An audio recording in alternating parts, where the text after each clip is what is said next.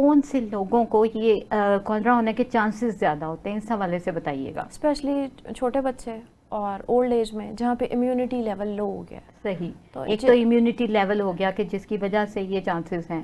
اور کیا وجہ ہو سکتی ہے کہ جس کی وجہ سے ایسا؟ بچوں میں تو جیسے یہ کہ یہ بھی ہوتا ہے نا کہ یہاں سے اٹھا لیا، یہاں سے اٹھا لیا اور کھانا شروع کر دیتے ہیں. کچھ اس قسم کی بھی کنڈیشن. چھوٹے بچوں نے جہاں پہ وہی بات آ گئی ہائیجین کے حوالے سے، اگر انہوں نے ہر چیز اٹھا کے منہ میں ڈال لی ہے تو نو ڈاؤٹ اس سیزن میں انفیکشن تو پھیلنے کے چانسز بڑھ گئے ہوتے ہیں. کیونکہ جیسا آپ نے بتایا کہ فلائز، مکھیوں کا گزر ہوتا ہے، وہ کہیں بھی ہر جگہ بیٹھی ہوتی ہیں. تو بالکل صحیح، اس طرح سے ہو سکتا ہے.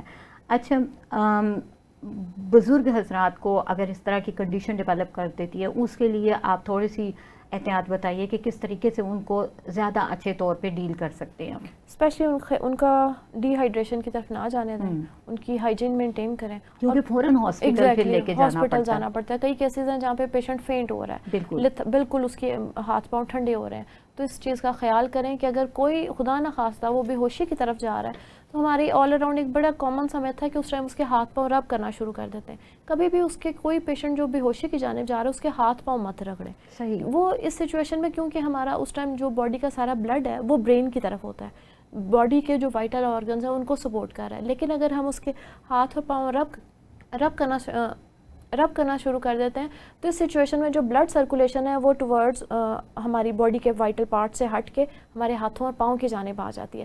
اگر کوئی بھی پیشنٹ کبھی بے ہوش ہو رہا ہے تو اس سچویشن میں سب سے پہلے ضروری ہے کہ اس کا سر نیچے کر دیں اور اس کے پاؤں اونچے کر دیں تاکہ اس کی جو بلڈ سپلائی وہ ساری برین اور ہارٹ کی جانب آ جائے. کیونکہ اس ٹائم ان آرگنز کو پروٹیکٹ کرنا اور وہاں پہ بلڈ سپلائی مینٹین کرنی بہت ضروری ہے.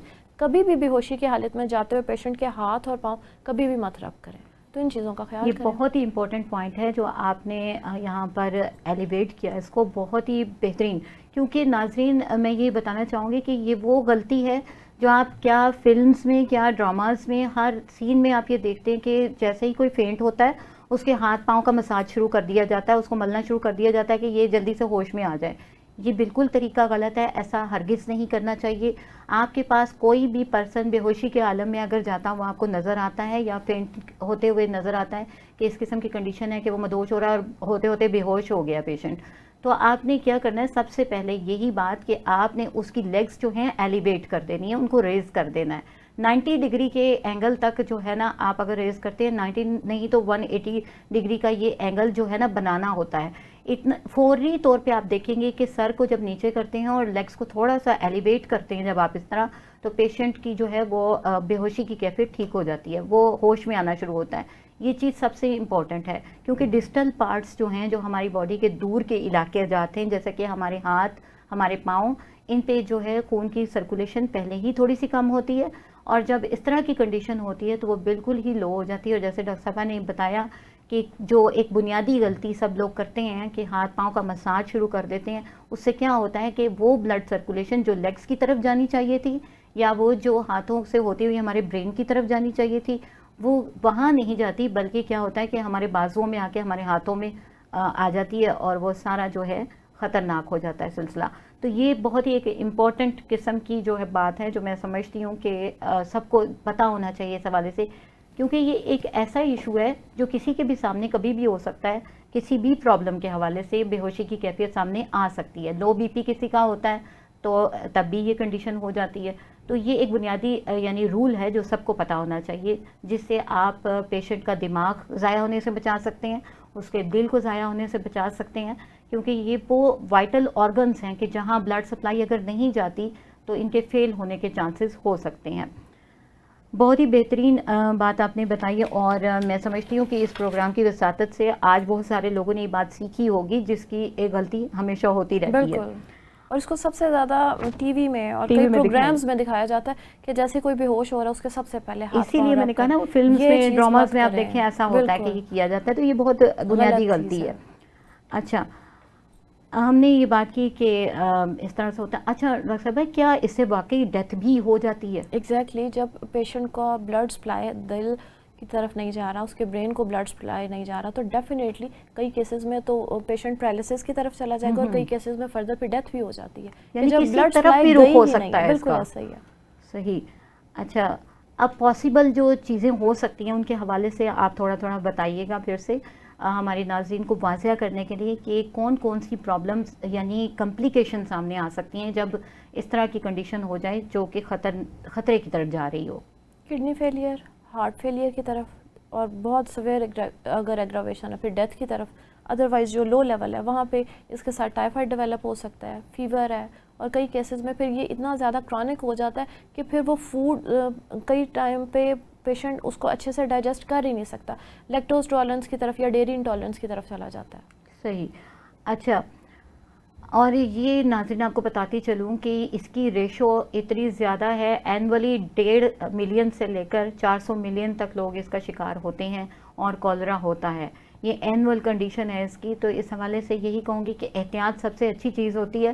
جیسے ڈاکٹر صاحبہ نے بتایا کہ آج کل کا موسم ہے، ٹھیک ہے، ہم بارش سے انجوائے کرتے ہیں اور اچھا لگ رہا ہوتا ہے، لیکن جب پانی کھڑا ہونا شروع ہو جاتا ہے اور وہ کنٹیمنیشن آتی ہے سیوریج سسٹم کے مکس اپ ہو جانے کی وجہ سے اور ناقص نظام ہونے کی وجہ سے، نکاسی کا پراپر جو نظام نہیں ہے، اس کی وجہ سے کیا ہوتا ہے کہ ڈرینیج جو ہیں وہ اکثر مکس اپ کر جاتے ہیں پانی، اور آپ دیکھیں کہ گھروں میں بھی جو ہے وہ اسمیل والا پانی آ رہا ہوتا ہے. اور اس کی وجہ سے کیا ہوتا ہے کہ جب وہ پیتے ہیں، اور یہ بھی چیز ہوتی ہے کہ بہت سارے علاقہ جات میں پانی میسر نہیں ہوتا، تو پھر یعنی کہ نہ چاہتے ہوئے بھی پیشنٹس کو وہ پانی پینا پڑتا ہے، یا تمام لوگوں کو وہ پانی پینا پڑتا ہے، اور اس کی وجہ سے پھر ایکسپوئر ہوتا ہے اس قسم کا، اور یہ کولرا وبا کی شکل اختیار کر لیتا ہے.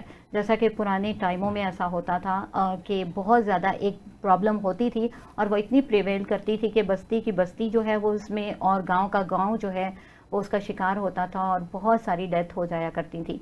اب چونکہ ڈیولپمنٹ زیادہ ہو گئی ہے تو سلسلہ یہ ہے کہ جہاں اتنی ساری چیزیں چینجنگ آئی ہے، ترقی ہوئی ہے، تو اس کو استعمال کرتے ہوئے بہتری کی طرف آنا چاہیے.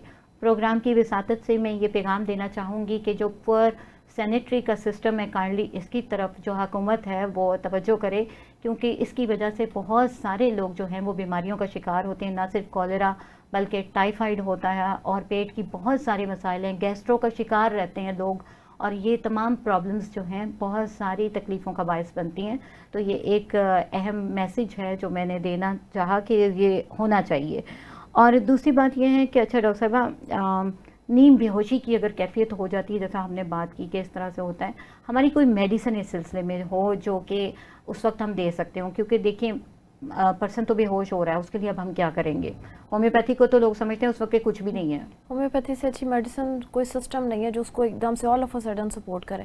میں نے میجک کی طرح اپنے کلینک میں بھی ایسے پیشنٹس دیکھے ہیں. وہاں پہ پیشنٹ میں اگر اس طرح کی کنڈیشن ہے اور وہ لایا گیا پیشنٹ، اور اس کو ود ان فیو منٹس اس میں چینجز آنا شروع ہو جاتی ہیں. صحیح. ان میڈیسنس میں کاربوویج، وریٹم البم، camphor, arsenic top leading medicines ہیں. بالکل، بہت بہترین. اچھا ناظرین، جیسے ڈاکٹر صاحبہ نے بتایا، کاربوویج وہ میڈیسن ہے جو آکسیجن کا اگر ریٹ آپ کا لو ہے اور جس طرح سے باڈی کی سرکولیشن ڈسٹرب ہے اور وارمتھ نہیں ہے باڈی میں، تو اس کو ایک دم سے ٹھیک کرتی ہے. آپ پیشنٹ کو دیں گے، وہ اسی ٹائم بیٹھے ہوئے فیل کرے گا کہ میرے اندر باڈی میں ہیٹ آ گئی ہے اور وہ ٹھیک فیل کر رہا ہے. اسی طرح آکسیجنم ہماری میڈیسن ہے، اگر آپ وہ دیتے ہیں تو اس سے بھی پیشنٹ جو ہے اس کی بیٹرمنٹ آنا شروع ہو جاتی ہے.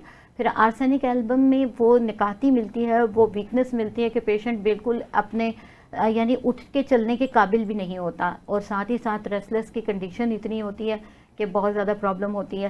اسی طرح ایک میڈیسن کے حوالے سے میں ایڈیشن کرنا چاہوں گی کہ جہاں یہ ٹاپ لسٹڈ میڈیسن بہت اچھا کام کرتی ہیں، وہاں جہاں پیشنٹ بالکل یعنی اس قابل بھی نہیں ہے کہ اس کو میڈیسن دی جا سکے، آلدو کہ اس کے بھی طریقہ موجود ہیں کہ ہم اس کی اسکن پہ اپلائی کر دیتے ہیں، یا کچھ روٹس ہیں جن کے ذریعے ہم ایسا کر لیتے ہیں. بٹ اگر ایسا نہیں ہے تو ایمائل نائٹریٹ ہماری ایک میڈیسن ہے جس کو ہم سنف کروا دیتے ہیں، ہم پیشنٹ کو سنگھا دیتے ہیں، تو اس سے کیا ہوتا ہے کہ پیشنٹ اٹھ کے بیٹھ جاتا ہے. یہ وہ میڈیسن ہے جو ہارٹ پیشنٹس کے لیے بھی استعمال کی جاتی ہے کہ جب اچانک سے ہارٹ اٹیک آتا ہے اور وہ پیشنٹ بے ہوش ہو جاتا ہے تو یہ اسے دی جا سکتی ہے.